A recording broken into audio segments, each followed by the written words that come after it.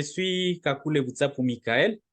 Et comme vous l'avez bien suivi et avec le docteur, je ne saurais plus comment vous répéter, mais ce qui allait plus nous apporter dans notre échange du jour, nous aurons plus peut-être à parler plus de pratiques apicoles pour une conservation durable et que vous l'avez bien suivi, que je suis le président du conseil d'administration du groupe Academia, une structure juvénile à vocation environnementale. Depuis 2014 jusqu'à maintenant, il y a plus d'activités qui sont liées dans ces domaines.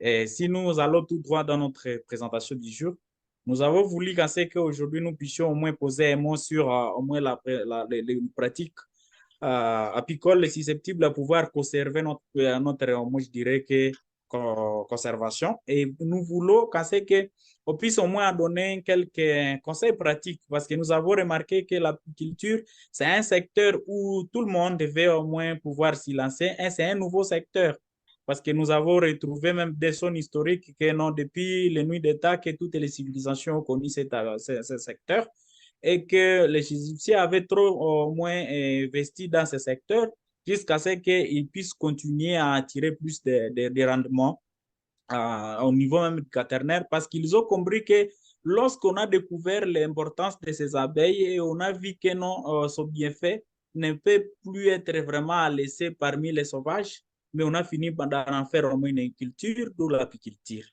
C'est en ce sens qu'aujourd'hui, plus de gens ont tendance de pouvoir se lancer dans cette apiculture et ils continuent à user des techniques qui n'arrivent pas au moins à conserver parce que nous avons, moi je dirais qu'explorer ici et là, nous retrouvons que l'apiculture, elle est en train d'être pratiquée sans normes apicoles susceptibles à pouvoir booster, à pouvoir conserver même nos espèces qui est au moins les abeilles, que le docteur aura suffisamment nous a parlé de sa façon biologique. Mais de ma part, nous aurons au moins cherché à voir que non, certainement, l'apiculture en soi, c'est une activité entrepreneuriale par excellence, où seul l'investissement suffit pour avoir un résultat. Et que lorsque plus de gens ont plus d'explications par rapport à cela et qu'on retrouve que non, à la même minute qu'on est en train d'échanger sur cette apiculture, les abeilles, si ça serait la journée, quoi que c'est le soir, quoi qu'ils soient en train de se reposer, ils seront en train de les faire. Et que c'est plus de gens qui veulent savoir et chercher à comprendre comment est le monde des abeilles, comment on peut se lancer dans cette activité. Et ça attire plus la curiosité. Et la plupart de nos apiculteurs arrivent même au moins à tirer les quelques conseils pratiques auprès de même des télévisions, des radios. Ils partent pratiquer ça, il a déjà au moins d'équipements qui pourront servir, parce qu'il a à conduire une activité apicole.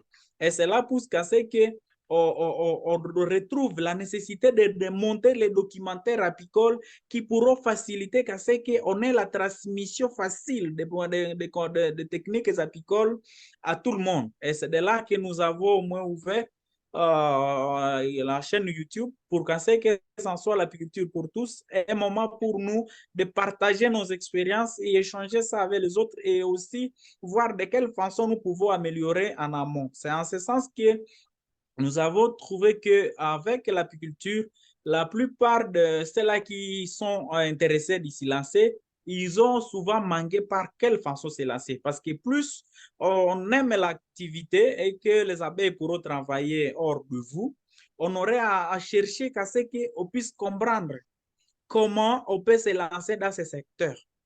Quels sont je dirais que les préalables avant que je puisse me lancer dans une activité apicole. Comme vous l'avez suivi dans l'introduction, si on arrive au moins à faire cette apiculture, c'est vraiment une activité qui n'est pas non seulement pour objectif de recueillir le miel, de récolter le miel, mais aussi de sauver des vies humaines. Parce que si on pourrait, au moins, je dirais que parler de son importance, ça va directement, au moins, je dirais, vous amener dans beaucoup de vertus dont vous allez retrouver la pollinisation qui fait partie des secteurs qu'on aura à développer en la prochaine session. Et vous allez retrouver aussi la production du miel, que la plupart des gens y passent seulement au miel sans tenir compte des sous-produits de la riche qui ne sont pas mis à valeur comme dans la plupart des régions. Et là, nous retrouvons des cires d'abeilles qui ne sont pas exploitées, des propolis qui ne sont pas exploités, et plutôt ce sont des produits qui pouvaient faciliter à booster les rendements apicoles. Ça veut dire que le secteur apicole, c'est un secteur où vraiment, c'est un secteur vierge, si on pouvait le dire, non exploité, où seulement les peu d'apiculteurs qui ici là, ils ne se contentent que des miettes de miel, comme vous pouvez le voir sur cette latte, et vous ne voyez que le miel qui est miel à nectar, quand il retrouve ce miel à nectar non mûr, il va sursauter ça, qu'il tienne compte du miel mûr qu'on appelle miel operculé, qui devrait être au moins récolté afin que ça puisse arriver à, au moins à faciliter je dirais que la bonne activité, bien faciliter un bon rendement et faciliter une bonne exploitation de cette activité apicole. Donc, ça nous a revenu pour que nous puissions, au moins, je dirais que appeler toutes les communautés à pouvoir aussi réserver une place considérable aux abeilles, au vie de son rôle. Parce que si vous ne mangez pas du miel, vous ne prenez pas au moins de ces sources-là, le mieux serait que nous puissions les conserver et les protéger afin que ça puisse booster le secteur agricole parce que toutes nos cultures, la majorité, c'est plus de 80% de nos cultures sont fécondées par ces abeilles et que ces abeilles connaissent actuellement une pression. Et cette pression arrive qu'à ce qu'on n'arrive pas au moins à bien les valoriser. C'est comme par exemple, vous pouvez retrouver ici en image, c'est une riche où on retrouve vraiment les miels mûrs, où les abeilles elles-mêmes ont déjà attesté sa période de récolte. Et qu'un vrai apiculteur, c'est ça les miels qu'on devrait au moins récolter, où on retrouve que les abeilles elles-mêmes ont déjà au moins affermé par une seconde couche. Et ce miel pourra au moins, je dirais, contenir plus d'ingrédients. Ça va contenir vraiment le vrai miel qu'on aurait à retrouver. Pourquoi nous avons voulu qu'on puisse partager les quelques conseils pratiques afin qu'on puisse s'y lancer et qu'on puisse aussi arriver à apporter plus dans ce que nous sommes en train de faire. C'est parce que nous avons retrouvé que la plupart des gens, quand vous avez plus aimé l'apiculture, vous allez vous y lancer sans que vous ayez des notions de base. Et les pratiques que vous aurez à retrouver, et même dans la plupart de nos communautés locales, ils n'ont pas d'équipement susceptible à pouvoir affronter des fortes colonies où on peut retrouver plus de 80 000 ouvriers qui seraient dans une riche et que pour au moins la façon d'aller récupérer ces miels, il ne juge que pour aller voler ces produits. Et là, il va que passer par les sandis, même brûlir de cette colonie pour chercher à piller le miel qui est dans la riche. Et ça prouve en suffisance qu'il y a vraiment des pratiques qui n'arrivent pas au moins à ce qu'on puisse arriver à booster le secteur apicole. La seconde, nous avons retrouvé que la plupart aussi des apiculteurs n'arrivent pas à user la fumoir que vous retrouvez entre les mains du journaliste après l'activité de réalisation des documentaires que vous pouvez retrouver ici. Ils ne disposent pas de la fumoir qui peut diminuer l'agressivité des abeilles et ainsi conserver cette espèce. Parce que vous vous rendez au champ sans cette fumoir, vous aurez à contribuer à l'extermination de plus d'insectes, vous allez contribuer à plus je dirais que de piqûres, parce que les abeilles vont vous prendre comme un ennemi, ils ne vont plus vous prendre comme une personne qui est venue au moins à leur secours, qui est venue au moins les visiter, mais quand on tient compte du rôle de cette fumoir, et avec un tennis qu'on peut toutefois facilement utiliser, comme vous l'avez retrouvé, ça c'est un tennis que nous conservons, une tennis que nous conservons au niveau local, mais qui arrive à ce que nous puissions soigner dignement les colonies d'abeilles que de dire que non, apparemment, nous n'avons pas de tennis apicoles qui pourront permettre. Donc, ça veut dire, pour que vous puissiez faire une exploitation apicole durable, rassurez-vous que vous avez d'abord les connaissances de base qui vont vous permettre que vous puissiez suivre cette exploitation. À second lieu, rassurez-vous que vous aurez à tenir compte de deux visites. La première visite, c'est la visite simple. La visite simple consiste à ce que vous puissiez d'abord visiter régulièrement l'endroit où vous avez eu au moins placé votre riche, visiter régulièrement s'il n'y a pas la présence de prédateurs, visiter régulièrement s'il n'y a pas vraiment autre embûche qui peut laisser casser que on puisse au moins, je dirais, que exposer la vie de ces abeilles. Parce que la plupart, vous allez retrouver qu'il y a un vent violent et que ça a emporté l'étole et vous aurez à exposer cette colonie. Et ça m'arrive qu'à ce qu'on n'arrive même pas au moins à bien soigner. Et la seconde, c'est la visite d'inspection, où la plupart des gens, ils pensent que non, seulement on doit que visiter les abeilles lorsqu'on est à la recherche du miel. Mais on ne tient pas compte du souhait qu'on doit apporter à ces abeilles. Vous devez vous rassurer que si vous avez une ruche qui est en face de nous, comme dans cette image, rassurez-vous que vous aurez à effectuer des visites d'inspection qui consistent à ce que vous puissiez veiller en souhait de votre colonie d'abeilles, même à l'intérieur. Vous vérifiez à l'intérieur s'il n'y a pas une présence d'une maladie qui pourra attaquer, s'il n'y a pas la présence de prédateurs qui pourront, moi je dirais, que nuire, s'il n'y a pas au moins perturbation de la température. Parce que si la température d'une ruche pouvait baisser à moins de 36 degrés, ça va au moins être vraiment une température qui pourra menacer la vie même de ces abeilles. Et que là, on doit au moins se rassurer que vous, comme apiculteur, vous êtes en train de faire des suivis permanents. Et cela pouvait permettre que notre culture, notre activité entrepreneuriale puisse connaître plus de succès et puisse connaître aussi plus de rendement, d'autant plus que vous êtes en train de suivre régulièrement. Contrairement aussi à ce qu'on peut toutefois faire d'une apiculture, là je l'ai souvent dit, sauvage, c'est une apiculture où vous les faites seulement, vous n'êtes pas habitué à aller rendre visite à votre colonie. Et votre colonie, elle sera trop agressive. Parce que la présence d'une personne pourra au moins constituer une attaque d'une personne étrange. Et cela va permettre qu'à ce que on doit essayer de voir comment diminuer et comment réduire les différentes, visites qu'on pourra au moins, je dirais, que retrouver. Donc, ça veut dire que lorsque vous avez déjà une activité apicole, rassurez-vous que vraiment vous tenez en compte et ce n'est pas une activité secondaire, ce n'est pas vraiment une activité que vous aurez au moins à prendre que peut-être c'est hors, mais c'est une activité qui demande seulement votre courage, qui demande seulement votre temps, afin qu'à ce que vous puissiez avoir au moins un peu de notions pour la bonne fabrication d'une bonne ruche et que vous puissiez au moins être parmi ceux-là qui vont au moins sauver les colonies d'abeilles qui sont dans des maisons. Parce que nous nous sommes rendus compte que dans nos différentes villes, nous avons des opportunités entrepreneuriales apicoles où les colonies sauvages n'ont pas d'ambassadeurs pour les délocaliser dignement et en faire une opportunité.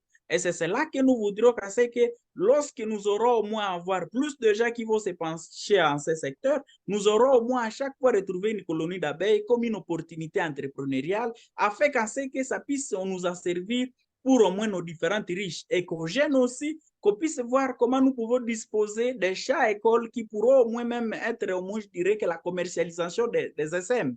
Quand on va commercialiser les colonies d'abeilles et je trouve une personne qui est intéressée de s'intégrer dans l'apiculture, je vais lui vendre mes colonies d'abeilles et il va me faire de l'argent à cash. Ça veut dire c'est un secteur où rien n'est vraiment rien n'est exploité et nous évitons à tout le monde qu'à ce que nous puissions au moins s'y lancer tout en maintenant et tout en conservant les techniques apicoles susceptibles et en préservant notre biodiversité. Parce que si vous tuez cette abeille, vous aurez à tuer la vie des animaux qui dépendent par la pollinisation des différentes espèces d'arbres qui font partie de la nourriture de ces animaux.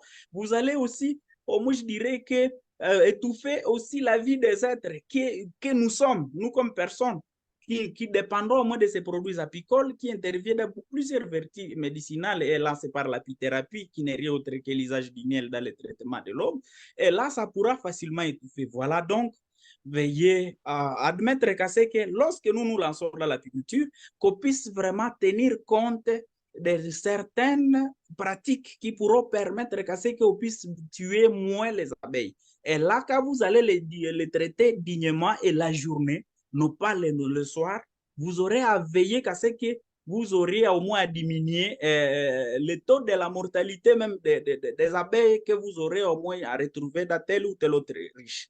C'est en ce sens que nous évitons les uns et les autres à pouvoir aussi avoir le souci d'intégrer cette activité afin qu'en ce que vous puissiez attirer plus de rendement, comme c'est une activité où seul l'investissement suffit pour avoir un résultat.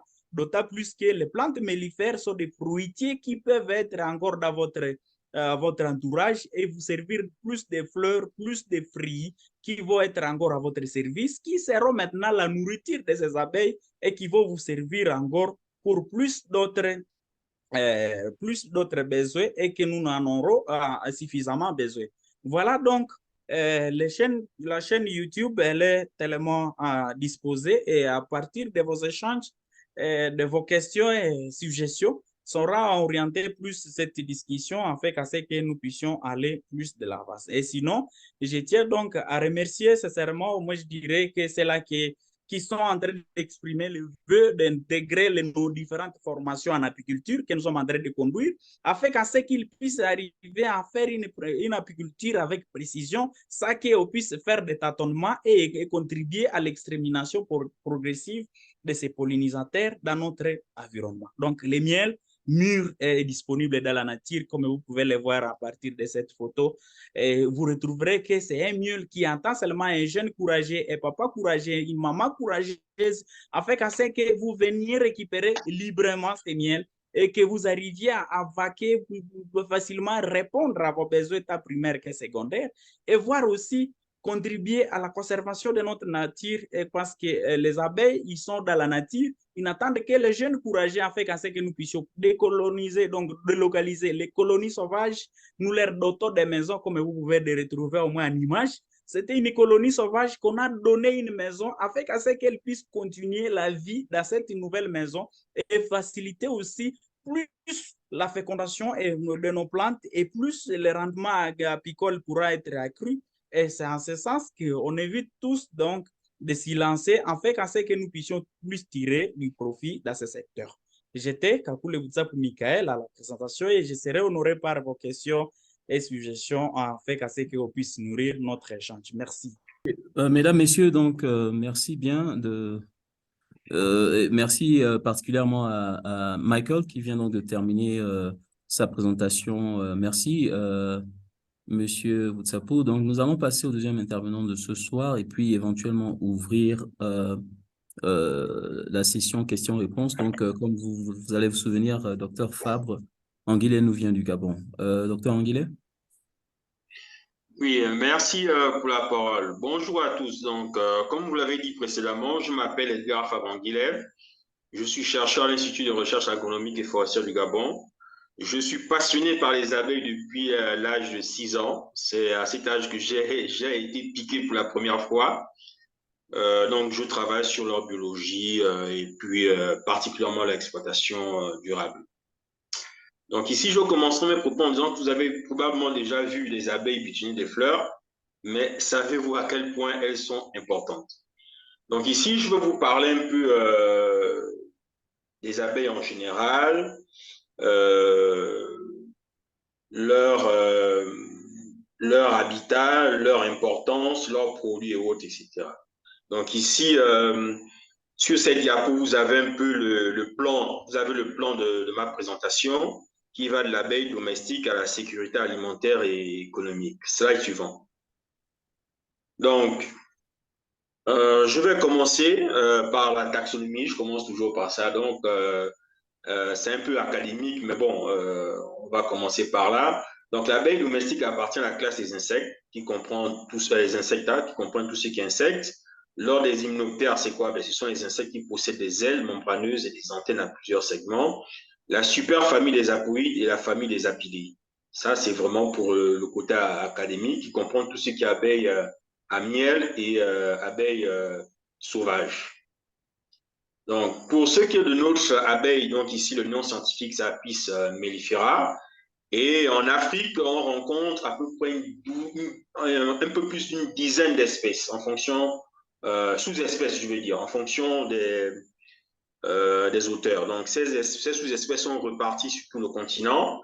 Et on peut citer, par exemple, Apis mellifera monticola, Scrutella dans le cours de la partie australe. Mais moi aussi, mes propos vont porter beaucoup plus sur l'Apis mellifera andansoni que l'on retrouve essentiellement en Afrique de l'Ouest et en Afrique centrale où se situe le Gabon. C'est une espèce qui est réputée pour une sous-espèce qui est réputée pour son agressivité et sa tendance à essaimer et à déserter son nid, ce qui peut poser un problème en apiculture parce que l'objectif de l'apiculture, c'est d'élever les abeilles de manière à obtenir, à exploiter les produits durablement les produits de la ruche. Or, si vos colonies ont tendance à déserter vos ruches, ça peut vous poser des problèmes au niveau de votre suivi. Alors, je dirais en ce qui concerne la vie des colonies, que les colonies d'abeilles, qui sont dites des abeilles sociales, se composent de 3 types d'individus. Donc, nous avons la reine, qui est la seule femelle fertile dans la colonie. C'est elle qui est responsable de la reproduction et du maintien de la cohésion de la colonie via les communications phéromonales. Ensuite, vous avez les ouvrières, qui sont les femelles stériles, qui sont, elles, en charge de toutes les tâches de la colonie, notamment l'entretien des larves, l'entretien de la reine, la collecte de la nourriture, la construction de la ruche, la protection de la colonie. Et enfin, les faux bourdons, qui sont les mâles qui ne participent qu'à la reproduction. Donc, leur seul rôle ici, c'est s'accoupler avec la reine. Pourquoi je commence par ces informations? Si vous voulez faire l'apiculture, vous devez comprendre ce que c'est que la société des abeilles, comment c'est organisé. Il faut savoir aussi que les abeilles communiquent principalement par 2 manières. Donc, la danse, donc les ouvrières utilisent la danse pour communiquer avec les autres abeilles, pour signaler l'emplacement d'une source de nourriture, et les phéromones particulièrement. Comme je l'ai dit tout à l'heure, la reine maintient la cohésion de la colonie via des phéromones. Et les autres abeilles aussi émettent des phéromones pour signaler des dangers ou pour attirer d'autres abeilles. Donc, slide suivant. Je pense que là, je vais devenir plus intéressant. Donc, ici, le point abordé ici est la structure du nid. Pourquoi je parle de la structure du nid? Parce qu'en apiculture, il y a des ruches qui ont déjà été conçues par le passé, que ce soit la KTBH, la Kenya, la Langstroth, la Dadon, les autres, etc. Mais à l'état sauvage, les abeilles nichent dans des cavités et elles construisent des rayons dans lesquels elles stockent ressources alimentaires, larves et autres.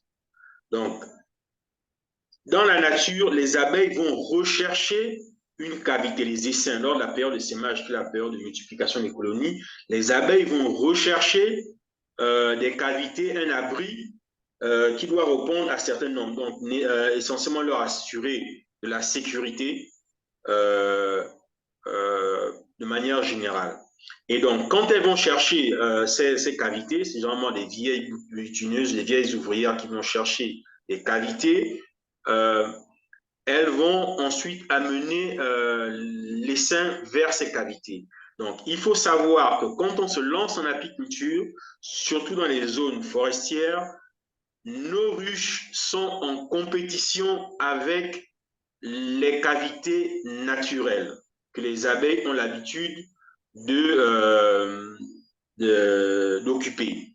Donc ici, quand vous vous lancez en apiculture, il faut comprendre qu'on assure des attire-essaims, mais il faut prêter une attention à nos ruches pour qu'elles soient attractives via l'amorçage, que ce soit avec de la cire, de la propolis, d'autres éléments, pour les rendre très attractifs par rapport aux cavités naturelles que vous trouvez dans la nature. Alors, ici, c'est aussi un point très important à comprendre en matière si on veut se lancer dans l'apiculture. Pour subvenir aux besoins de la colonie, les abeilles doivent collecter des ressources alimentaires, notamment le nectar, le miella, le pollen et de l'eau. Le nectar est un liquide sucré produit par les fleurs, des plantes à fleurs, que les abeilles collectent au même titre que le miella, qui est une substance aussi sucrée, sécrétée par certaines parties de plantes ou certains insectes tels que les pucerons. Ici, le nectar constitue la source de glucides, donc la source d'énergie pour les abeilles. D'accord? Et c'est ce nectar qu'elles vont transformer plus tard en miel. Donc, le pollen ici constitue la source de protéines pour les abeilles. Donc ici, c'est une poudre fine produite par les étamines des fleurs que les abeilles collectent en utilisant leurs pattes arrière. Et enfin, l'eau qu'elles collectent également, ben, ce sont les animaux, elles ont besoin d'eau. Et donc, elles utilisent l'eau pour leurs besoins, mais aussi pour la thermorégulation de leur nid. C'est comme ça que vous pouvez observer dans certaines ruches, particulièrement en zone tropicale, vous allez voir que vous allez avoir de l'eau à l'intérieur de vos ruches. Ben, ce sont les abeilles qui ont amené ça dans la ruche parce que peut-être il fait trop chaud et elles ont besoin de ventiler, de réguler la température dans leur nid. Là, c'est la recherche du nid. Je pense que j'avais déjà abordé ça, mais bon, qu'à cela ne tienne ici, comme je l'ai dit, j'ai abordé ça précédemment. La recherche du nid, ça fait partie des activités de la vie de la colonie. La colonie a besoin d'un abri, pour permettre son développement en toute sécurité. Cet abri doit non seulement permettre la sécurité, mais aussi permettre l'accès aux ressources alimentaires.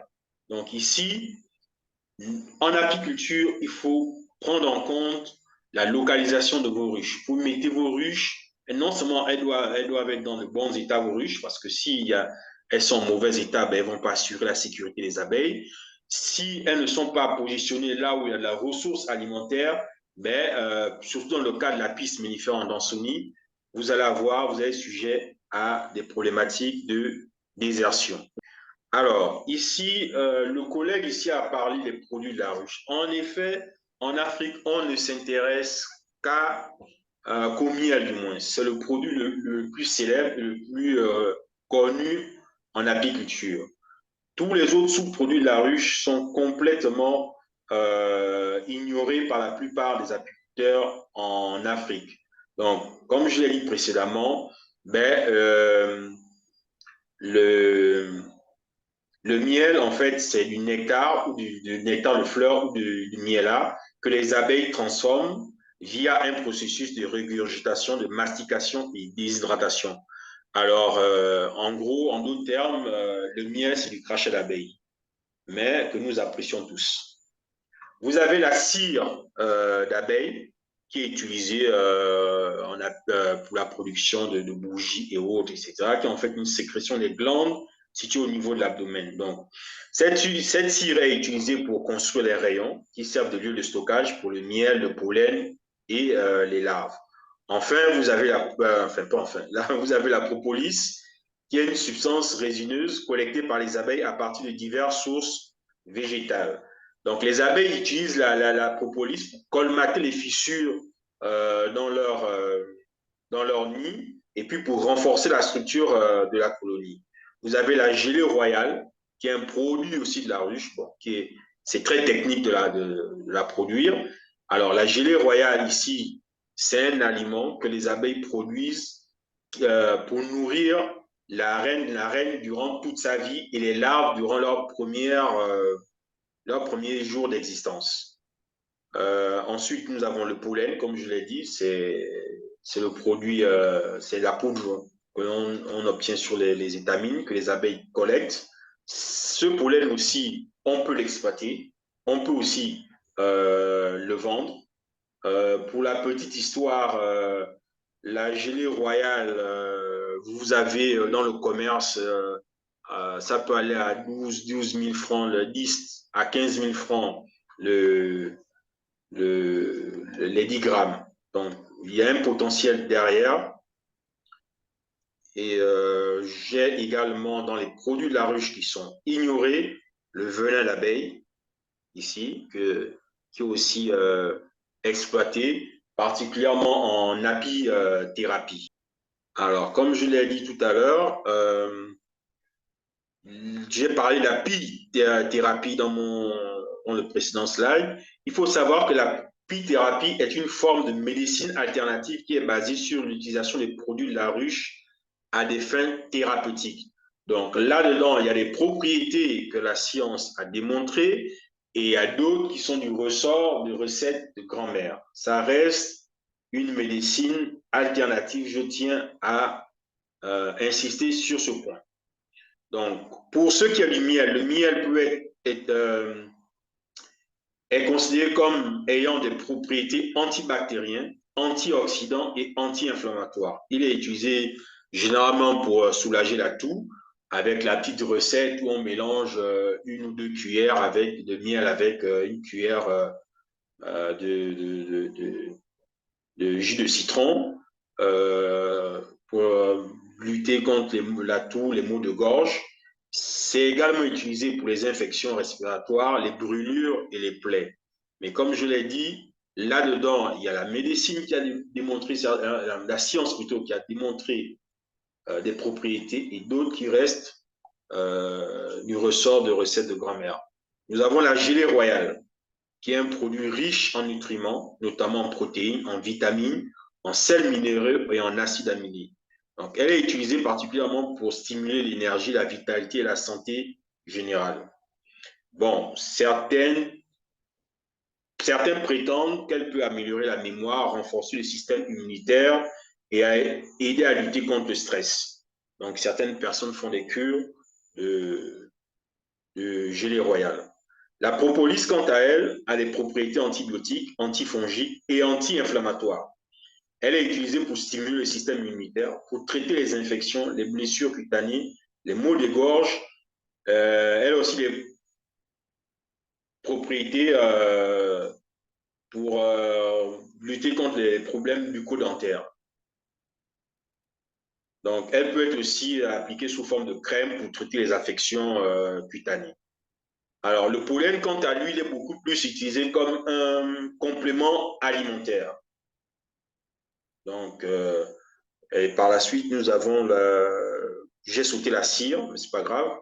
Donc, la cire d'abeille, la cire, quant à elle, est utilisée en apithérapie pour fabriquer les produits de soins de peau, tels que le baume, les baumes pour les lèvres, les crèmes et les lotions.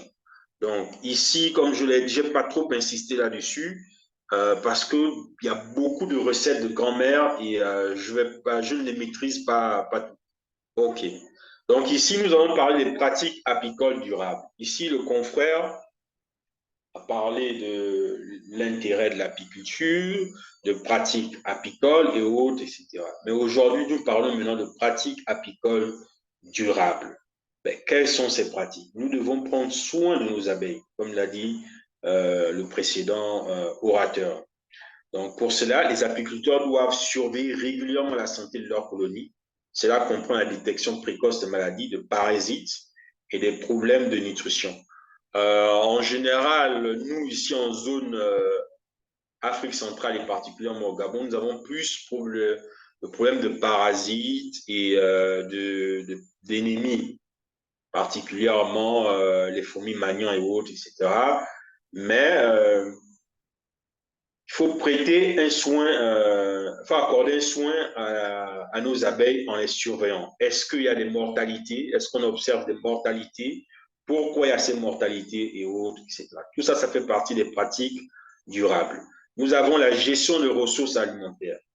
En général, ce que j'entends, c'est qu'il suffit de prendre sa ruche, de la faire coloniser et de la déposer quelque part, particulièrement en zone forestière. Mais il faut savoir qu'il faut s'assurer que nos abeilles aient un approvisionnement adéquat en nectar et en pollen. Donc, c'est aussi observer l'évolution de la colonie à l'intérieur, les réserves de pollen, les réserves de miel, le couvain et autres, etc. Pour voir déjà est-ce que la colonie se développe, est-ce que elle trouve assez de ressources alimentaires dans l'environnement et dans le cas contraire, ben, on peut soit délocaliser notre rucher, soit planter des plantes, des cultures mellifères pour fournir plus de sources alimentaires pour nos abeilles. Alors, quand on parle de pratiques apicoles durables, ben, on parle aussi de préservation des habitats. Parce que les abeilles, autant elles contribuent au maintien des habitats, autant elles dépendent énormément des habitats. Donc, maintenir les zones de forêt, les prairies sauvages et les zones humides qui fournissent une variété de plantes butinées. Pourquoi je le dis? En général, moi, dans ma pratique, j'aime bien les zones où il y a une grande diversité de plantes. Parce que les abeilles, pour leur bien-être, elles ont besoin d'une diversité de plantes. À titre de comparaison, si on vous nourrit avec le même plat du 1er janvier au 31 décembre, je ne pense pas que beaucoup apprécieraient. Et même pour la santé, on présenterait certainement des carences. Donc, cela aussi est valable pour les abeilles. Donc, ici, ça aussi, dans le cadre des pratiques apicoles durables, il faut éviter les stress environnementaux, du stress environnemental. Donc ici, éviter de déplacer régulièrement les ruches sur de longues distances et minimiser les risques liés aux pesticides. Si vous savez que dans une zone, il y a beaucoup d'usage de pesticides, ça ne sert à rien d'aller mettre vos ruches dans ces zones-là. Donc, enfin, dans les pratiques aussi apicoles durables, ben, il y a aussi l'usage, parce qu'en apiculture, il arrive qu'on utilise de la cire, qu'on fournisse de la cire, qu'on fournisse même un peu de miel, voire même de la propolis à nos colonies. Il est préférable de partir vers des produits sains. Produits sains, qu'est-ce que j'entends par là? Ben, c'est des produits où vous estimez qu'il y a peu de risques qu'ils aient été contaminés par des produits, par des pesticides, par exemple, ou d'autres produits chimiques. Enfin, la propreté dans nos ruchers. Ça ne sert à rien de jeter des détritus et autres, etc. Cela joue pour, comment dirais-je, la bonne gestion de nos colonies. Alors, ici, le point abordé est le rôle crucial pour les écosystèmes. Comme précédemment dit, les abeilles collectent du pollen pour leurs besoins nutritionnels, mais quand elles font cette activité, ben, elles transportent de manière involontaire le pollen de l'organe mâle vers l'organe femelle. Chez les végétaux, la pollinisation consiste au transport de l'organe mâle du pollen de l'organe mâle vers l'organe femelle. C'est ça la pollinisation. Chez les animaux, le mâle se rapproche de la femelle. Mais pour les végétaux, ils ont besoin d'un vecteur. Et l'un des vecteurs importants, c'est l'abeille. L'abeille, Apis mellifera. Elle contribue à la diversité des plantes à fleurs en favorisant la reproduction de ces espèces végétales. Et par cette activité, elles aident à maintenir les écosystèmes sains en permettant la propagation des plantes indigènes et en contribuant à la survie de nombreuses espèces végétales. Ben, ça va peut-être surprendre certains, mais elles contribuent également à l'alimentation de la faune. Ben, vu qu'elles contribuent à la reproduction des plantes, qui sont des sources alimentaires pour les animaux, ben, par ricochet, ben, elles contribuent aussi à l'alimentation de la faune. Elles constituent en elles-mêmes aussi, ça ne va pas plaire aux apiculteurs, une source de nourriture essentielle pour de nombreuses espèces animales. Par exemple, pour les oiseaux, les rongeurs et d'autres insectes qui se nourrissent des larves ou du pollen d'abeilles. Bon, ça, on n'apprécie pas trop quand on est apiculteur, mais c'est ça les réalités de la biodiversité et de la vie en général. Elle contribue également aussi de manière indirecte à la purification de l'eau. Mais dans les zones humides et les écosystèmes aquatiques bénéficient de la pollinisation des plantes aquatiques par les abeilles. Donc, par ce simple fait de polliniser, ben, il y a des impacts qui sont divers et variables et tout aussi importants. Donc, par cette activité de pollinisation, ben, elles contribuent, les abeilles sont cruciales pour l'agriculture, car elles augmentent les rendements et la qualité des cultures. Donc, c'est un aspect que je vais aborder, développer dans le slide suivant.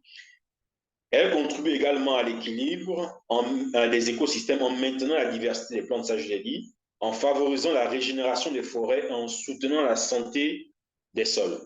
Tous ces impacts-là sont liés au fait qu'elles font de la pollinisation. Donc, il y a des impacts très importants pour les écosystèmes. Donc, nous avons besoin de nos abeilles, nous avons besoin de les maintenir, nous avons besoin de les conserver si on veut conserver nos écosystèmes forestiers, particulièrement dans la zone Afrique centrale. Ici, comme je l'ai mentionné, ce rôle de pollinisateur a de nombreux impacts, même sur le plan de la sécurité alimentaire et sur le plan économique. Ici, une étude menée en 2009, et les chiffres n'ont pas beaucoup varié, ont montré que la pollinisation la valeur du service des pollinisateurs ici, particulièrement l'abeille, est estimée à 150 milliards de dollars par an. Donc, si on n'avait pas ce service de pollinisateur, c'est ce que les agriculteurs devaient débourser pour assurer la pollinisation de leurs plantes, de leurs cultures, pour avoir les produits. Il faut aussi mentionner que l'impact aussi est aussi sur les rendements agricoles. Sur certaines cultures, les rendements agricoles peuvent être augmentés de l'ordre de 10 à 60% sous l'effet de la pollinisation. L'importance aussi sur le plan agricole, c'est la qualité des fruits, des graines qu'on obtient, qui est de meilleure qualité quand la pollinisation est assurée par les insectes pollinisateurs et particulièrement les abeilles. Et évidemment, les produits apicoles tels que le miel sont exportés dans le monde entier. Donc, elles contribuent, évidemment, elles génèrent des revenus importants. Bon, c'est peut-être pas encore le cas dans notre zone Afrique centrale, mais de manière générale, il y a un flux international de miel, d'autres produits de la ruche, et donc elles contribuent également via ces activités au commerce mondial. Slide suivant. Je pense que c'était le dernier slide. OK. Donc ici, j'espère que je n'ai pas été trop long. Je vous remercie et je suis impatient de vos retours, de vos questions. Merci encore.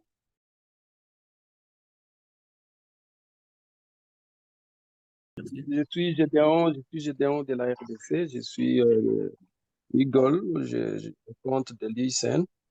Bon, en fait, j'avais quelques préoccupations, hein, donc c'est par rapport aux peuples autochtones pygmées qui récoltent toujours le miel en utilisant la fumée. Bon, je ne sais pas, qu'est-ce que nous pouvons arriver à conseiller les peuples autochtones pygmées pour la bonne récolte du miel, sa fumée. La deuxième préoccupation, bon, j'ai une expérience dans notre pays, en RDC, c'est que le trafic du miel traversé, bon, j'avais voulu un jour expédier un petit bocal du miel, mais bon, le chauffeur me dira non, non. En tout cas, nous, le miel, ça coûte cher pour les transporter. C'est vraiment un produit difficile à transporter, donc les trafics. Bon, je voulais savoir, est-ce que ça doit être légalisé, le transport du miel, ou il y a encore une tracasserie liée à ça?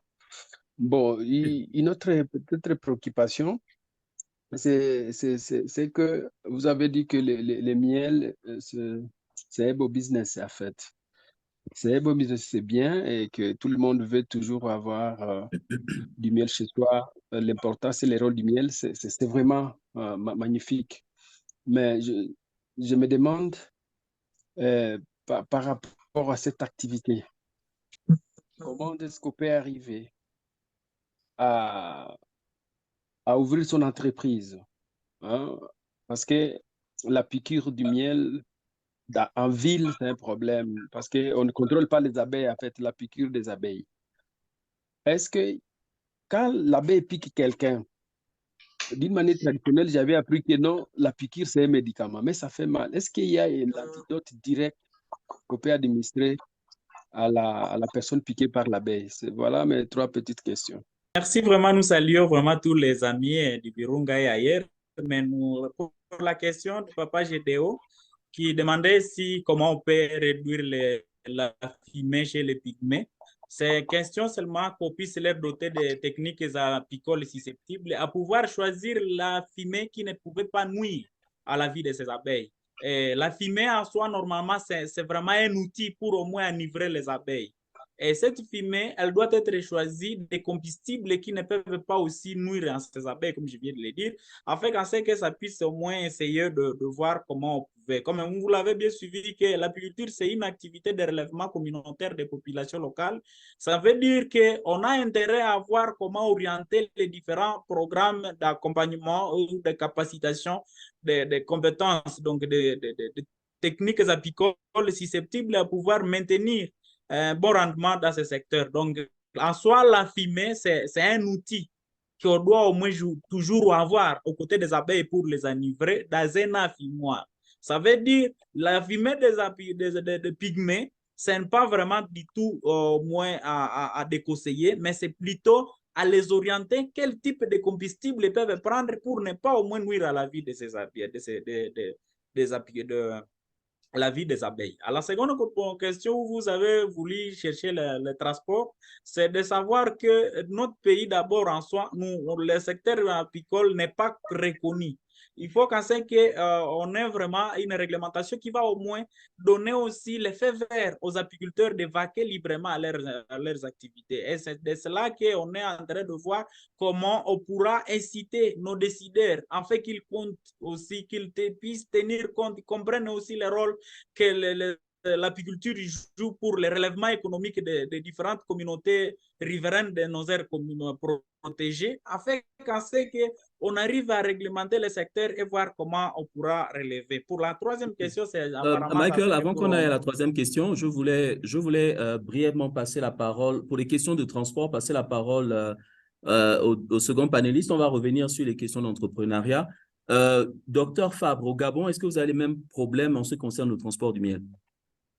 Non, pas particulièrement. Nous n'avons pas ce genre de problématique. De toutes les manières, pour la production locale, c'est transporté de manière, voilà, on met dans une voiture, on met dans un camion. C'est pas organisé, c'est pas structuré et je pense même pas que les policiers s'y intéressent, alors qu'ils devraient.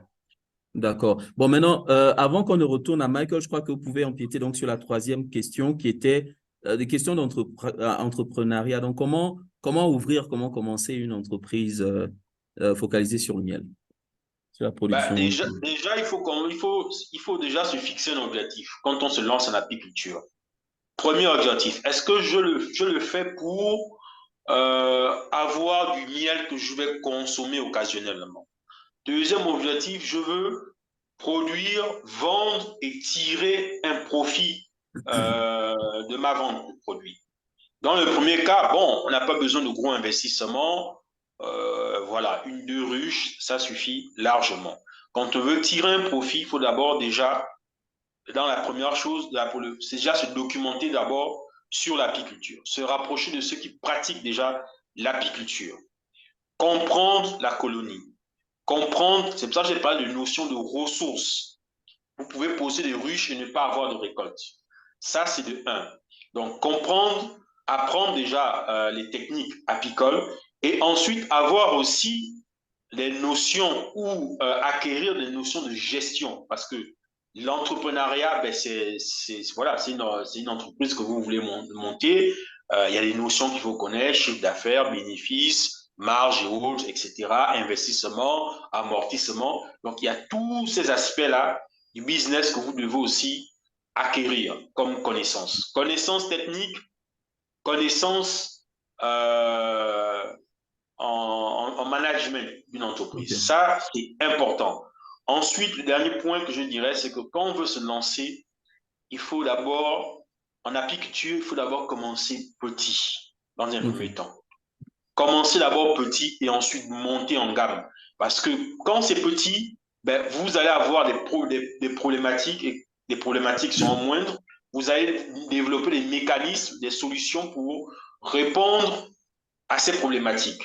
Et vous allez monter en gamme ensuite. Ça, c'est la stratégie que je donne souvent. Ok, d'accord. Donc, brièvement, on va repartir parce que vous vous souvenez, vous, que les 3 premières questions viennent de Gédéon. Donc, on va finir avec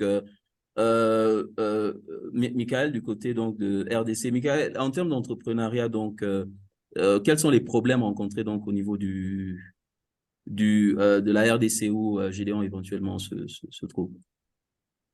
Oui, en RDC, pour se lancer dans une activité apicole, il faut que d'abord que vous puissiez vous rassurer d'abord de votre étude du milieu. Et là, vous devez comprendre que l'apiculture, c'est encore une nouvelle activité où la plupart, même les enfants, ont plus de curiosité pour pouvoir s'y lancer. Il faut que vous puissiez vous rassurer que votre milieu d'implantation est un milieu isolé des populations ou de divagation des bêtes ou de fréquentation des populations. En second lieu, rassurez-vous que dans la zone où vous voulez, moi je dirais, implanter votre richet, donc vos abeilles, rassurez-vous qu'il y a au moins l'intensification de l'agriculture où vous pouvez facilement avoir la disponibilité de plantes mellifères autour de soi et qui n'est rien autre que des fruitiers, des cultures maraîchères qui peuvent facilement. En second, ensuite, il faut que vous puissiez vous rassurer que vous avez au moins un peu de techniques apicoles susceptibles de pouvoir vous lancer dès le démarrage parce que la plupart, ils se lancent sans qu'on puisse avoir des notions de base pour s'y lancer comme le docteur venait de le dire. Et ensuite, on se retrouve qu'il y a aussi le type de riche qu'il faut au moins commencer. C'est par exemple ici, j'encouragerais les gens d'utiliser la riche, la grande, qui est la riche économique, qui est facile, rentable, afin que ça puisse facilement vous régénérer. Parce que si vous avez pris la qualité d'une riche qui est tellement chère, ça va peser sur vous que de pouvoir au moins vous faire du rendement comme c'est une activité apicole. Donc, vous devez choisir la qualité du riche qui pourra facilement vous faciliter de recueillir votre argent à un bon moment. Mais pour l'entrepreneuriat Vous avez apicole, une minute pour terminer votre propos et puis on va passer, oui. Oui, oui, je disais que l'entrepreneuriat apicole, c'est la seule où l'investissement suffit pour avoir un résultat parce qu'on n'aura rien à nourrir les abeilles parce qu'il faut se servir des plantes mellifères qui sont autour de soi pour avoir votre résultat. OK, merci. Amical, je vais rester avec vous. Il y avait une question, c'est d'ailleurs la première question qui a été posée sur le forum. La personne, parce que vous avez terminé par là, la personne demandait quelles sont les espèces de plantes mellifères à planter pour attirer les abeilles idéalement. Et docteur Anguille pourra ajouter à cela. Donc, dans la zone du Nord Kivu, par exemple, quelles sont les espèces de plantes que vous encouragez les apiculteurs voilà, à planter? Merci beaucoup. Pour au moins, je dirais que la plante de la floraison ici, pour les plantes mellifères, on doit rappeler qu'au Nord Kivu, d'abord en soi, c'est la seule zone où nous avons plus de la biodiversité, où nous retrouvons d'autres espèces d'arbres, comme nous avons des cacao, nous avons du quinquina, du café, qui sont répandus à grande échelle et qui font déjà partie des plantes mellifères par excellence, qui ont au moins, je dirais, que des vertus qui sont biologiques. Et comme l'ami l'a dit dans le chat, que le plus vraiment boostant, c'est le tournesol, comme vous l'avez suivi, que vous devez avoir. Mais généralement, vous devez vous rassurer que vous avez des fruitiers autour de votre champ. Ces fruitiers vont vous faciliter à pouvoir au moins les faire. OK. Docteur Fabre, est-ce que vous pouvez ajouter à cela en ce qui concerne les plantes mellifères? Oui, bon, de manière générale, comme l'a dit mon confrère ici, ce sont les fruitiers, avocatiers, attangatiers, les agrumes, donc citron, orange, même les palmiers, vous pouvez s'en mettre parce que c'est aussi une bonne source de pollen pour les abeilles. Ici au Gabon, je pense que c'est le cas en RCA. On fait beaucoup de champs de manioc. Le manioc aussi, c'est une bonne source de pollen, particulièrement en saison sèche au Gabon pour les abeilles. Donc, mais moi, ce que je recommande en général, c'est de se mettre dans un milieu mixte. Vous avez la forêt à côté, vous avez les champs tout autour, et donc les abeilles ont un panel de plantes mellifères. OK, voilà. Donc, on va rester sur la plateforme. Donc, dans le chatbot, il y a une question qui vient de Aganze qui demande, voilà, il veut comprendre le processus de fécondation chez les abeilles. Donc, c'est plutôt une classe de biologie reproductive sur les abeilles. Peut-être, on va commencer avec le docteur Anguille. Alors, ici, la reproduction. Donc, ici, il y a la reproduction à l'échelle individu. Qu'est-ce que j'entends par là? Comme je l'ai dit tout à l'heure, dans une colonie, vous avez plusieurs individus, plusieurs castes. Vous avez la reine. C'est la seule femelle fertile dans la colonie. Donc, la reine va s'accoupler avec les mâles, donc les faux bourdons, lors d'un vol nuptial. C'est-à-dire la reine va sortir du nid et elle va retrouver les mâles dans une zone et puis elles vont s'accoupler. Maintenant, elle a un organe qu'on appelle la spermathèque dans laquelle elle va stocker les spermatozoïdes. Et donc, ici, quand elle a un œuf, elle prend un œuf qu'elle féconde avec les spermatozoïdes qu'elle a stockés. Pour rappel, l'accouplement se fait une fois dans la vie d'une reine. Hein. Donc, elle stocke les spermatozoïdes. Donc, quand elle va pondre un œuf qui est fécondé, cet œuf va donner une ouvrière, donc une femelle. Un œuf va donner une femelle. Je vais me limiter d'abord à ça, une femelle. Et maintenant, en fonction de l'alimentation que la larve va recevoir, si la larve est nourrie en permanence de gelée royale, ça va donner une reine. Si la larve est nourrie 2 ou 3 jours avec la gelée royale, ensuite un autre aliment tel que le miel et autres, etc., ça va donner une ouvrière qui est une femelle, mais stérile, qui ne se reproduit pas. Maintenant, si l'œuf ici est pondu sans être fécondé par un spermatozoïde, ça va donner un mâle, un faux bourdon. Donc, voici de manière succincte de la reproduction chez les abeilles. Voilà, il y a une question dans le chat. Je vais sauter, aller là-bas. Il y a beaucoup d'autres questions. Il y a Docteur Kalalizi, par exemple, qui vient de DRC, qui a aussi des questions. Mais j'aimerais savoir, quelqu'un demandait comment obtenir des reines. Vous avez fait référence à cela à Libreville, au Gabon. Donc ça vous est adressé, Dr Fabre. Pour l'instant, à Libreville, il est compliqué. Enfin, c'est quasiment... on ne vend pas, il n'y a pas de production de reines encore au Gabon. Moi, par exemple, dans mon activité, ce que je fais en général, c'est que je me rapproche des cultivateurs qui ont des colonies sauvages dans leur plantation qui dérangent, ils se font agresser et autres, etc. Et en réponse à ça, ces paysans, qu'est-ce qu'ils font? Ils mettent le feu.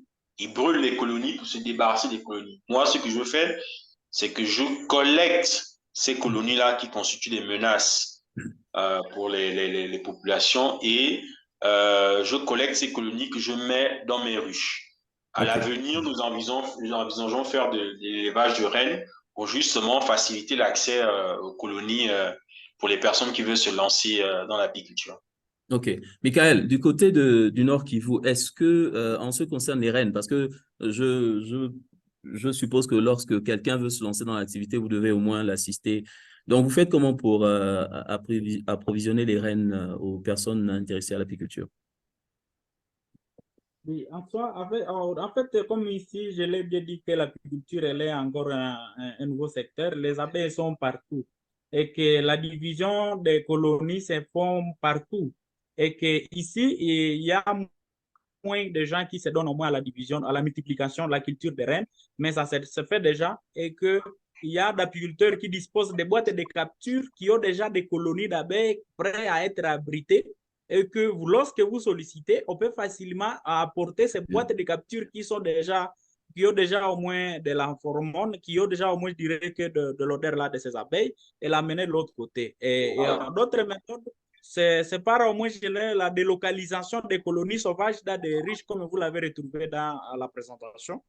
Okay. Vous arrivez, vous connaissez un endroit où il y a cette colonie, vous allez la délocaliser pour la doter d'une maison et vous l'aurez à les retrouver. Mais pour le processus de la multiplication des reines, ça se fait directement dans des riches. Lorsque vous avez une riche peuplée, vous aurez au moins à la diviser, à la scinder à 2. Et vous allez les faire autour de 9h à 11h.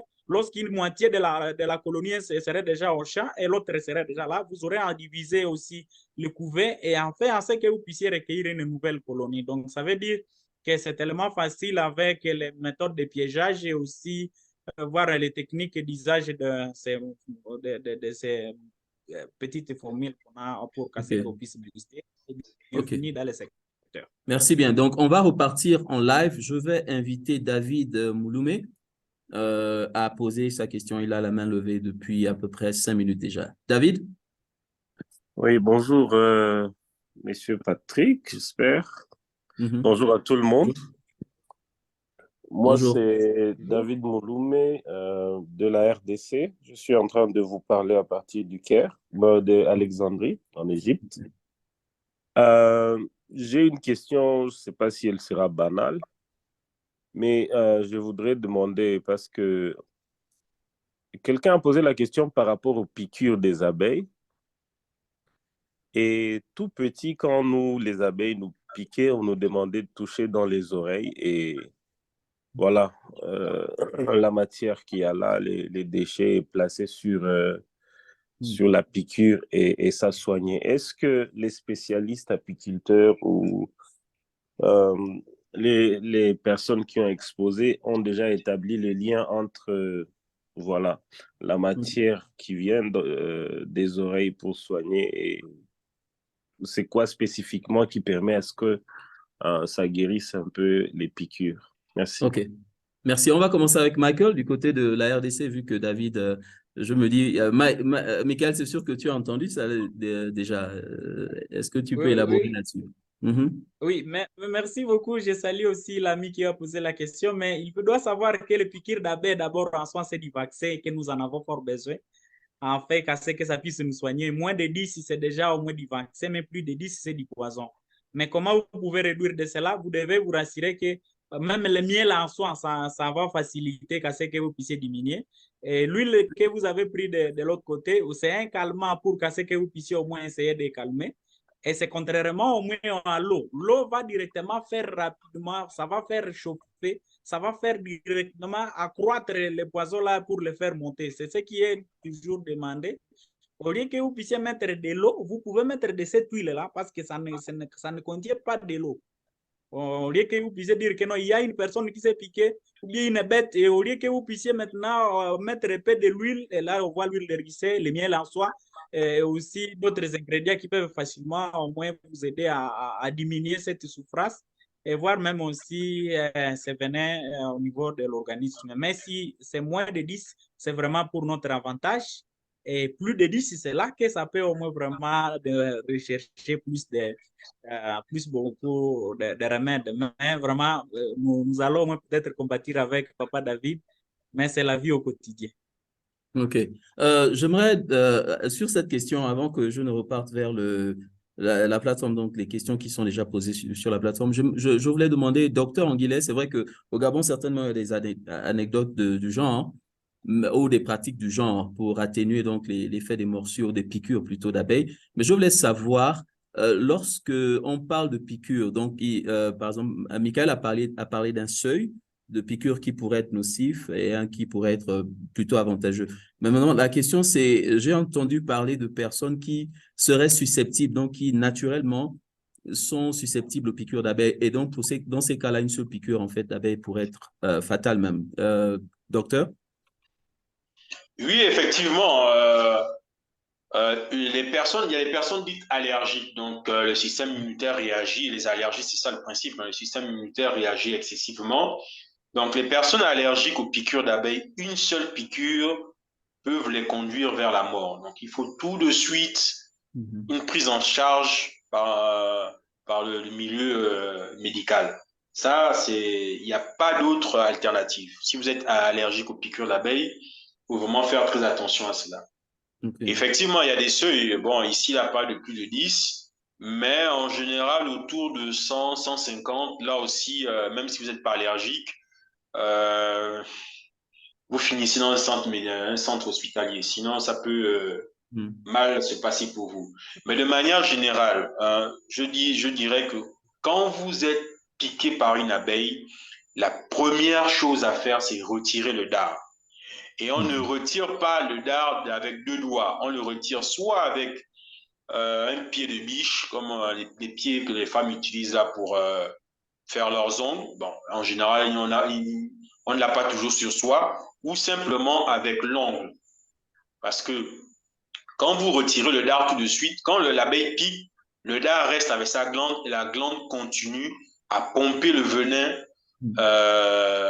dans votre organisme. Donc, la première chose à faire, c'est retirer le dard et éviter aussi de gratter. Ça aussi, ça peut irriter la zone piquée. Donc, je m'arrêterai là. D'accord. Bon, maintenant, je vais repartir vers une série de questions sur le chat. Nous venons de Dr. Kalalizi, qui est basé en RDC, mais qui est un ancien gradué d'une université du côté de l'Espagne. Donc, il a posé 4 questions essentiellement.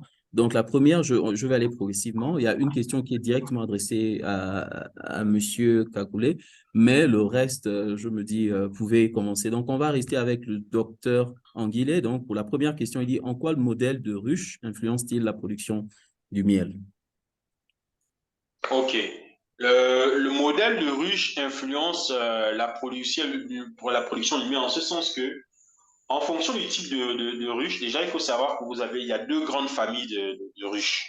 Il y a les ruches dites à rayon mobile, c'est-à-dire que vous avez des baguettes qu'on met dans les ruches et les abeilles construisent des rayons qui sont accrochés à ces baguettes. Donc, vous sortez vos baguettes et vous faites votre inspection.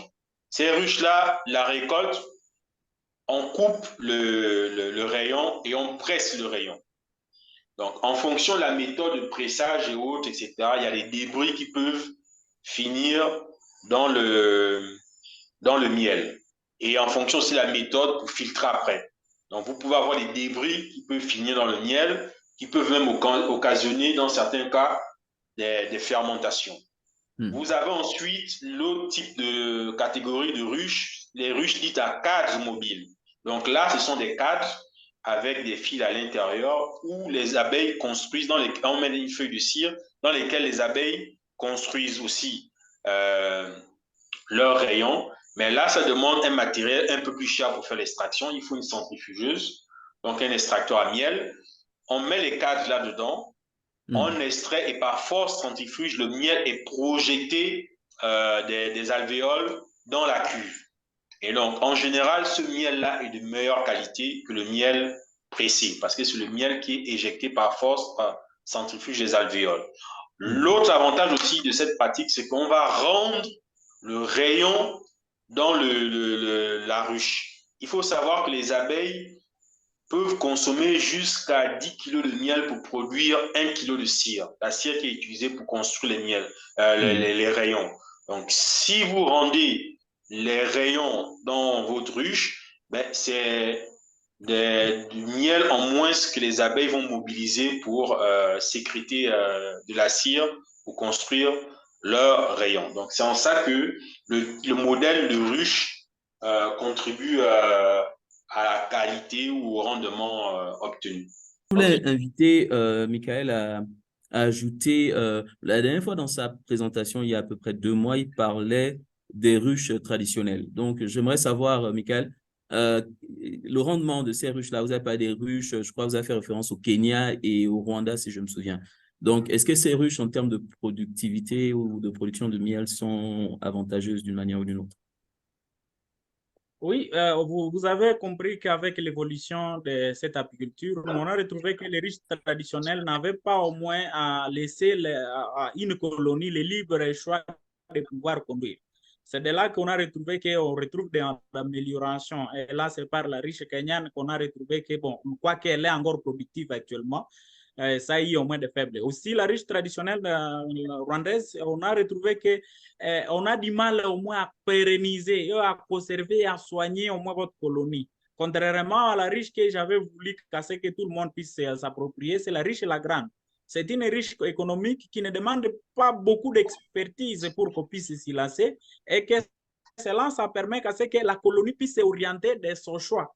Et les phéromones de la reine pourra au moins couvrir toute la riche. Contrairement à la riche Langstroth, où il y a des chambres, la reine peut toutefois être au niveau du bas niveau et à l'autre niveau, lorsque la reine n'a pas encore compris, que n'a pas encore reconnu qu'il y a une autre place, les abeilles ne vont pas continuer les activités à haut.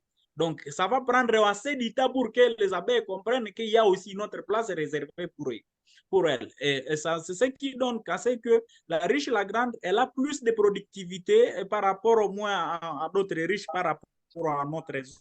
Okay.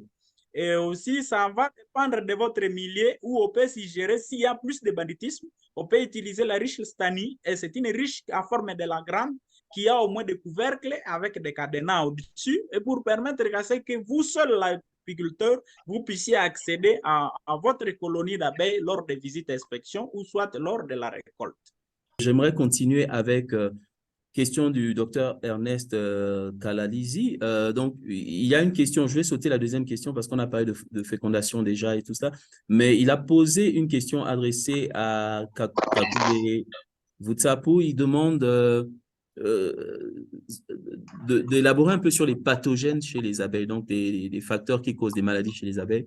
Si vous pouvez expliquer un peu cela. Donc, et puis, je crois que Docteur Anguille pourrait aussi ajouter un élément de réponse là-dessus. Donc, Michael, pathogène chez les abeilles, surtout dans la zone où vous êtes, qu'est-ce que vous pouvez dire là-dessus? Oui, il y a en fait plus de maladies au niveau de la région et que la plupart des apiculteurs n'arrivent pas à les retrouver. Et on retrouve plus de chenilles qui sont en train d'attaquer nos différentes colonies. Et que là, ça ravage d'abord les couvées et que lorsque ça va se décomposer, ça va causer qu'à ce que même la colonie puisse au moins laisser. Et qu'est-ce que vous pouvez faire lorsque vous avez cette chenille? Vous devez stériliser, vous devez au moins penser aux techniques donc de la stérilisation au moins de cette riche. C'est carrément l'échanger et aussi utiliser l'effet pour que cela ne puisse plus au moins encore contaminer votre riche. À la seconde, nous avons au moins un peu la malnutrition de nos abeilles et que la plupart de nos apiculteurs attirent tout, ils les éliminent tout, sans rien laisser à votre colonie d'abeilles et vous aurez à retrouver les abeilles souffrir de la diarrhée et que là, ça va montrer déjà qu'il y a une faible alimentation et que l'apiculteur a tout tiré, sans rien réserver même du pollen aux abeilles pour qu'ils puissent au moins vraiment avoir une bonne santé. À la suite, il y a aussi la présence des prédateurs. Les prédateurs sont majoritaires et là, ça tient compte de nos suivis, de nos riches. Et là, vous retrouvez qu'il y a plus de rats comme avec la saison pluvieuse. Et les rats vont vraiment trouver plus les demeures de pouvoir, au moins, je dirais, s'habiter. Il y a aussi des fournis qui sont en train de grimper, qui sont en train de déstabiliser les riches parce qu'il n'y a pas au moins les souhaits qu'on est en train d'apporter au moins au milieu auquel on retrouve votre colonie d'abeilles. Et on retrouve aussi des tétéblés, les geckos. Je ne sais pas comment on peut les retrouver. Et ils consomment directement les abeilles. Et là, si vous les retrouvez en face de votre riche, c'est autour de 9h, 8h, ça va facilement consommer. Là, ça va consommer jusqu'à ce que ça soit rassasié et rentrer. Donc, vous, comme apiculteur, vous devez vraiment veiller à ces souhaits. C'est là, je l'ai bien souligné par la visite simple et visite inspection que j'ai eu à détailler. Visite simple, c'est superficielle à l'extérieur, mais inspection, ça va au moins directement aller à l'intérieur pour au moins facilement venir au secours de votre colonie. OK. Docteur Fabre, donc ajouter à ce que Michael vient de dire, est-ce que donc il faut s'inquiéter des pathogènes plutôt que des attaques de prédateurs éventuels? Je dirais plutôt les prédateurs, hein, les pathologies bactériennes, fongiques et autres. Bon, on en rencontre très rarement et c'est dans le cas où la colonie est très faible. Hein. J'ai rarement, quasiment pas observé ce genre surtout des maladies reconnues comme la loque et autres, etc. Je n'ai pas observé ça au Gabon. Nous, ici, ce que nous avons, c'est comme l'a dit le confrère, c'est essentiellement les prédateurs, hein, comme on dit, les prédateurs, les ennemis, les fourmis magnans. Ça, c'est la grosse menace ici au Gabon, les fourmis magnans. Vous avez les larves aussi de Faustin qui, quand la ruche, mais ça, c'est généralement quand la colonie même est en train de déserter, les rayons qui sont là, les larves vont consommer les rayons là, et ils vont même attaquer le bois de la ruche, donc à bousiller votre ruche de l'intérieur. Vous avez aussi les larves de petits coléoptères des ruches que l'on rencontre, mais là encore dans ce cas, les abeilles, les fortes colonies savent bien se défendre par rapport à la présence de larves. Les larves sont tranquillement expulsées hors de la colonie. Et comme l'a dit le confrère Michael, ben, il faut faire les inspections hein, pour tout ce qui est prédateur, les lézards, les geckos et autres, etc. Voilà, et même moi j'ai eu des cas, un cas d'araignées. J'avais des araignées dans mes ruches. Et ça me posait beaucoup de problèmes parce qu'à chaque fois, il fallait ouvrir, détruire le nid des araignées, expulser les araignées. Et 2-3 jours après, ça revenait encore s'installer. Donc, c'était vraiment une bataille qu'il fallait mener. Et elle nous transformait les colonies en deux termes en restaurant. Donc, voilà. Donc, c'est beaucoup plus les prédateurs. Donc, nous avons Aganzé qui a une question, je présume. Aganzé? Merci de la parole accordée. Je voulais juste savoir à partir des observations faites, il arrive des fois que les abeilles diminuent dans une riche. Au départ, j'ai posé la question de savoir le processus de fécondation des abeilles. Je voulais savoir quand il arrive des fois que les abeilles diminuent, mais on observe la situation à un moment, mais après un temps, on repasse, on rencontre les abeilles ont augmenté. Alors, je voulais savoir comment ce processus se réalise pour que les abeilles diminuent d'abord, puis elles s'augmentent après. Merci. Ok. Merci. Donc, on va commencer avec Michael et puis on terminera avec Dr. Anguillet. Donc, oui, si vous pouvez aller tout droit, vous allez comprendre que la colonie peut diminuer lorsqu'elle était d'abord avant la division. Parce que s'il y a encore une reine, vous aurez retrouvé que les abeilles pourront, moi je dirais, retrouver avec 10 000. Le débit, ça a toujours été petit. Lorsque les abeilles vont se développer, on aura au moins, je dirais, qu'augmentation. Et là, on aurait au moins à assister à deux phénomènes. Le premier, les abeilles peuvent diminuer lorsqu'il s'agit d'une colonie orpheline. La colonie orpheline, c'est une colonie qui n'a pas au moins de reines. Et là, comme lorsque vous êtes en train de faire au moins des visites, c'est vous qui allez constater que dans cette riche, il n'y a pas au moins, je dirais, qu'une reine. Et si vous retrouvez qu'il y a deux riches qui ont au moins des colonies orphelines, vous pouvez faire la fusion par l'usage, par exemple, de l'eau sucrée, et vous mélangez, vous les jetez au-dessus et tout.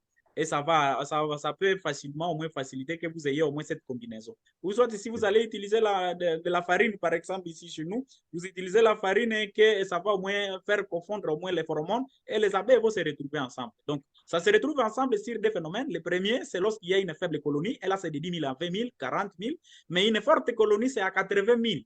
Et là, 80 000 ouvriers, vous allez retrouver que c'est une forte colonie qui vient à mesure de vraiment récolter plus du miel. Et là, ça va dépendre du temps que vous avez laissé à cette colonie de se développer.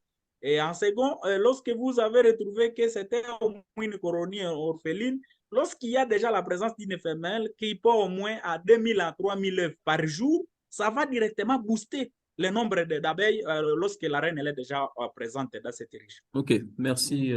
Merci, Michael. Je vais passer rapidement la parole à Dr. Fabre. Dr. Fabre, Anguillet, donc, ce phénomène-là, c'est des saisons ou c'est pour ajouter à ce que Michael a déjà dit? Alors, c'est un cycle naturel, hein. Vous avez un essaim qui s'installe dans une colonie. Donc, l'essaim est d'une taille généralement réduite. En fonction des ressources alimentaires qu'elles vont trouver dans l'environnement, elles vont se développer. La reine va pondre et autres, etc. Parce que monsieur Michael a parlé de 80 000 abeilles, mais 80 000 abeilles, il faut les nourrir. Donc ici, avec la disponibilité des ressources alimentaires, la colonie va augmenter en taille. Donc quand je parle de taille, c'est nombre d'individus.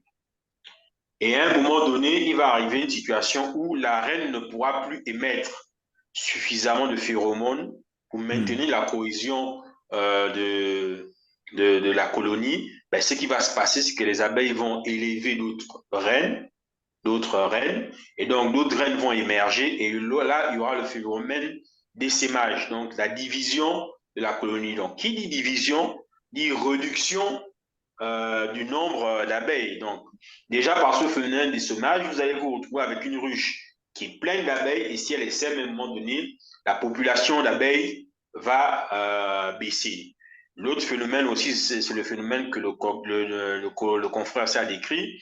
Ben, vous avez pour une raison quelconque votre reine qui décède dans la colonie ben là, il n'y a plus de femelles pour pondre et donc la population va décroître. On parle de colonies orphelines.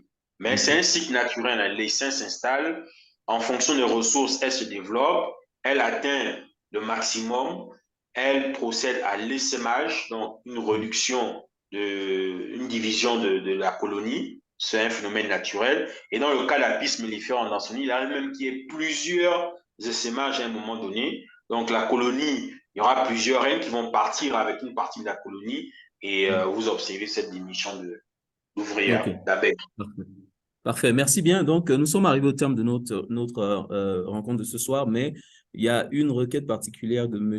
Oussoubé Ouassou, Jean, qui nous vient de Pala au Tchad, qui dit qu'il est très ravi de cet échange ce soir. Il a beaucoup appris, mais il aurait aimé, si vous le permettez, donc les différents présentateurs, donc Michael et Dr Fabre Anguillet, recevoir donc le support, donc vos présentations PowerPoint pour pouvoir donc les utiliser voilà, dans les différentes manières, il aimerait les utiliser. Donc, avec votre permission, donc, je pourrais demander à Jean donc, de rentrer en contact avec Gina ou Laetitia et puis faciliter cela. Si vous êtes d'accord, éventuellement. Non, j'ai pas de problème avec, ça ne pose pas de problème. Vous pouvez le faire. OK, Michael? Oui, ça marche. Il n'y a pas de souci. OK, merci bien. Donc, j'aimerais vraiment remercier les intervenants de ce soir. Bravo, merci encore. C'était très intéressant, comme d'habitude, vous pouvez voir les réactions. D'ailleurs, comme je disais, il y a encore au moins une poignée de questions sur la plateforme qui n'ont pas pu être répondues ce soir à cause du temps qui est contre nous. Mais, comme je le disais tantôt, Dr Fabre sera l'intervenant dans 2 semaines exactement où il va nous parler des abeilles et de leur rôle de pollinisateur.